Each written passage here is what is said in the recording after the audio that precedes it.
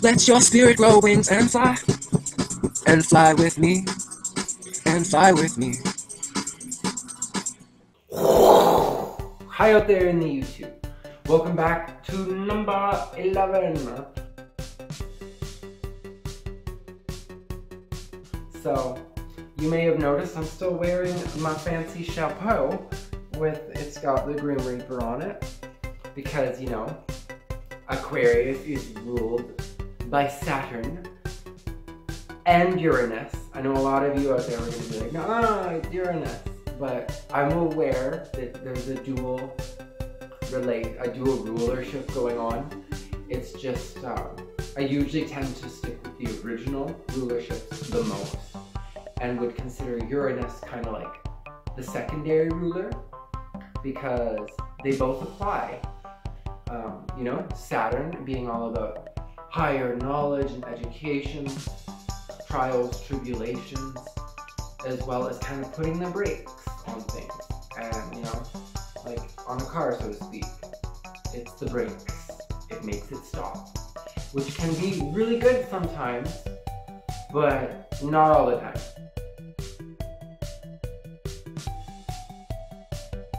Like if your brakes were broken and they're just stuck on, that's not so good. And if you can't brake ever, that's not so good either, right? So that's the Saturn energy about it, okay? But then Uranus is like the planet of unexpected events, of weirdness, and of like quirkiness. Like it's unexpected upheavals, originality, uniqueness. And that really kind of does sum up a lot of the Aquarian traits. Aquarius, you know, also is depicted as holding the water, the pitcher, and they're pouring out the water, you know, they're so generous. And that's often as people see the symbol, is because, you know, they are typically very giving individuals.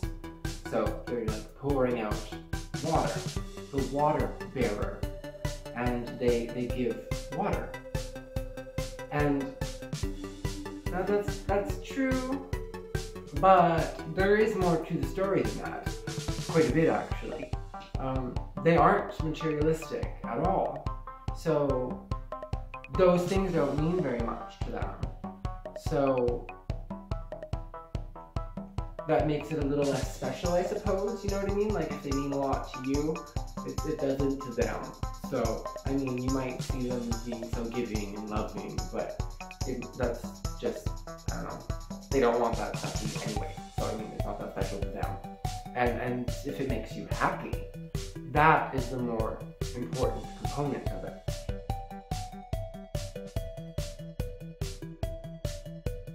Because they are an air sign. They are a lot about the mind and intellectual pursuits, as well as like trying to understand the mind, which can be very confusing for Aquarius individuals sometimes, given that they have a rebellious nature.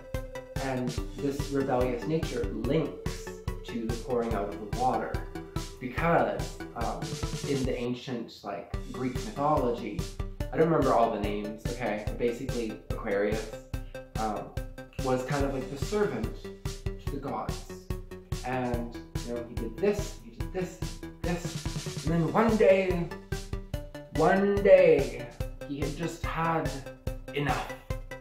And so he took the water, or like the elixir, off the table, of the gods' tables. And he dumped it out. He was like, fuck this, I'm over this. He was like, fuck this, I'm over this. And in the Greek mythology, the gods would have like just destroyed him normally for such disobedience.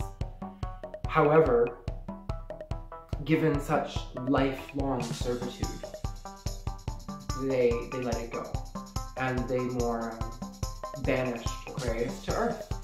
And so that's kind of the mythology behind that. So they aren't just giving of the water, because they don't even want it. Like, I mean, it's an earthly thing. Like, and they're just banished here on Earth. So, I mean, it's not that special, right? It's just water. But, I mean, we're made of water. Like, how's it that special, right? Like, but Aquarius is kind of the weirdo of the zodiac. That's kind of why I wore my mesh see-through shirt, because they tend to be the rebel, and they push boundaries, and they're a lot about, you know, kind of fringe things, like things that aren't necessarily normal. They have that rebellious nature in them, so you almost tell them not to do something, and it's going to make them want to do it. So, almost like, I don't know, try to pull reverse psychology on them, or just don't try to not care what the fuck they do, because if you tell them not to, they're probably just going to do it more. So, out of their rebellious nature. Not that they're doing it on purpose, like they themselves might even beat themselves up about it, because they're very like self-analytical and will analyze themselves. But at the same time, it's like, you know, just be careful what you tell them not to do. Just maybe better to just let things take their course as they would naturally without any of your intervention. But yeah, they really do have a strong streak of detachment, whereas like as a child, for example, where one is a little more on the emotional plane, so like a Cancer, they would need emotional nurturing, help, encouragement. But an Aquarius would almost be like, I got this, mom, I'm gonna tie my shoes. Like, I don't need help, like, I'm smart too. An Aquarius is very much like that. They're very independent, and they can show that they can do things on their own, and that they don't really need anybody. And yeah, from a second person, or from a not an Aquarius, but looking into the situation, a lot of times Aquarius gets kind of the brunt end of the stick, where people they say they don't care, and they say that, you know, that they're detached, that they have no emotional investment in people. But really, I think they do. And to be honest, like my boyfriend is an Aquarius moon, okay? And I will say, a lot of the times I feel sometimes like he doesn't love me. Because like he'll be in the other room, and you know, it's just very like, hi. I can be kind of detached sometimes, but I mean, that's just how they are. I mean, I've never had anyone, no one else in my life has ever been there for me as much as he has, and has stuck by my side through thick or thin. And so Aquarius, I think, is a great sign.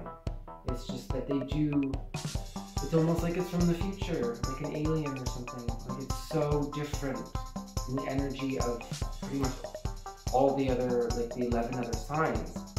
Aquarius has like the ability to detach in such a way that it can show such compassion and understanding to humanitarian concepts. Like, for example, like if someone had swore to something and then like they changed their mind later. Like they said they were going to meet them at a restaurant or something for a date.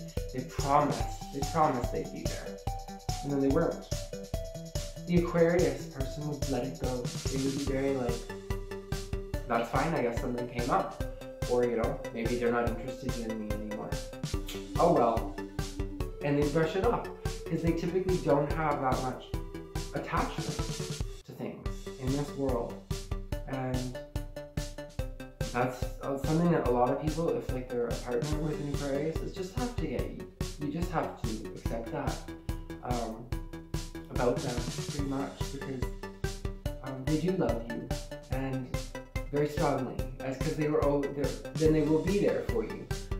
As long as you're there for them, like accept their quirks, you know, uniqueness. You know, do unto others as you would have done unto yourself. And you know, a lot of times Aquarius can seem to be almost contradictory on purpose, kind of like a Libra, where they want, you know, just try to see it the other way, like, you know, but not quite in a Libra way where they want like just peace and balance. But they're like, why look at it that way? Flip over the apple cart, think of it this way. Reorganize everything. Like, and yeah, so, but they have it in a more of a rebel way. So, yeah, let me know your feedback below. I much appreciate it. Subscribe and give me a like if you're new. And I look forward to seeing you in Pisces. It's the final of the series.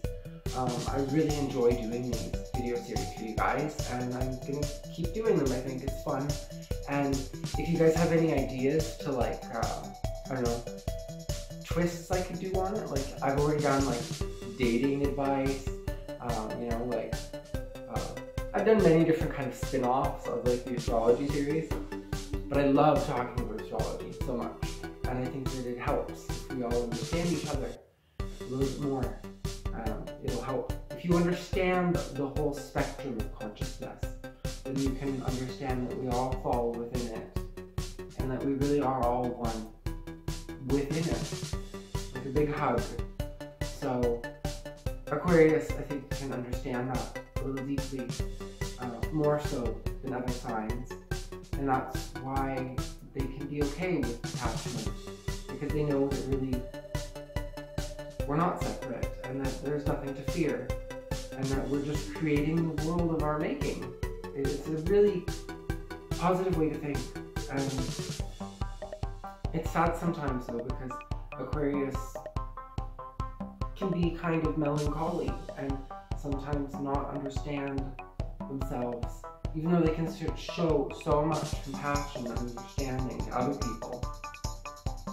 Oftentimes when it comes to looking at themselves in the mirror, especially given their rebellious nature, their ego can show a reflection that is just sometimes hard for them to deal with, and they can be very secretive about that, because it can be hard to share those things into the world where they might feel that they'd be persecuted or burned at the stake for thinking differently than people of the past.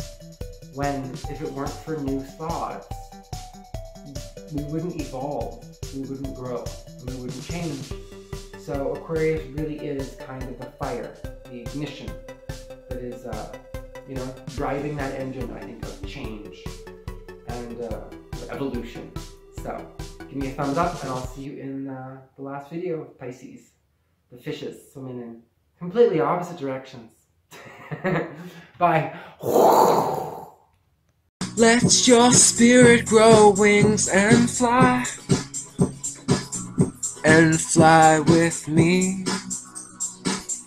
and fly with me.